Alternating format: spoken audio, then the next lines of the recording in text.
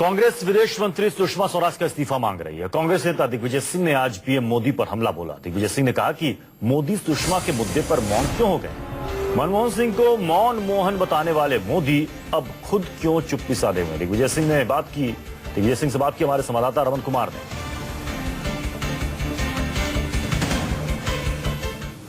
सरकार ने सुषमा स्वराज के इस्तीफे की मांग को खारिज कर दिया। हमारे साथ कांग्रेस महासचिव दिग्विजय सिंह हैं। सर, पार्टी की मांग, कांग्रेस पार्टी की मांग थी कि सुषमा स्वराज ने ललित मोदी की मदद की और इसके आधार पर विदेश मंत्री के पद से इस्तीफा देना चाहिए। लेकिन जिस तरीके से पूरी बीजेपी और आरएसएस सुषमा स्वराज के समर्थन में आया, क्या आपको आश्चर्य हो रहा है इस बात को लेकर? नहीं, कोई आश्चर्य नहीं है, क्योंकि जो वो कर रहे हैं वही उनका दोहरी नीति प्रदर्शित करती है। दूसरा, किसी पर कोई आरोप लग जाए तो उसे तत्काल इस्तीफा मांगा जाए, और उनका किसी व्यक्ति पर अगर कोई आरोप भी हो तो वो निर्दोष है। ये उनकी दोहरी नीति रही है। नहीं, इस मामले में सबसे ज्यादा गंभीर बात यह है कि प्रधानमंत्री जी चुप क्यों हैं। प्रधानमंत्री जी को इस बारे में स्पष्टीकरण देना चाहिए कि क्या सुषमा स्वराज जी ने अगर सिफारिश ललित मोदी की एक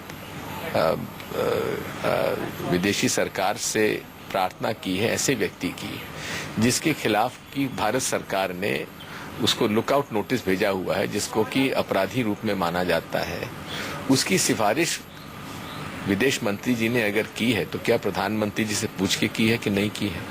अगर पूछ के की है तो फिर प्रधानमंत्री जी को स्पष्टीकरण कहना चाहिए, क्योंकि जवाबदारी उनकी होती है।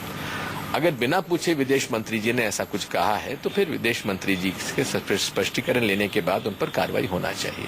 अमित शाह जी ने निशाना साधा कि कोई कोत्रुची की मदद नहीं की सुषमा जी ने। ना कोत्रुची ना एंडरसन, ये दोनों कोई भारतीय नागरिक नहीं थे, और दोनों पर अगर ऐसी कोई बात होती तो उन पर कोई किसी मंत्री ने या किसी, और इस पर भी आपको याद होगा कि इसकी सिफारिश माधव सिंह सोलंकी जी ने कर दी थी, उनको इस्तीफा देना पड़ा था।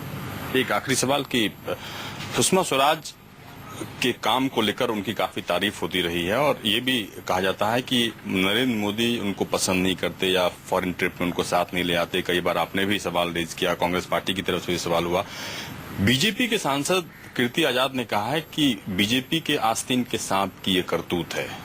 आपको लगता है कि पार्टी के अंदर सुषमा स्वराज को निशाना बनाने के लिए इस तरह की घटना हुई है? भाजपा में आस्तीन के सांपों की कमी नहीं है। हो सकता है उनकी बात सही हो।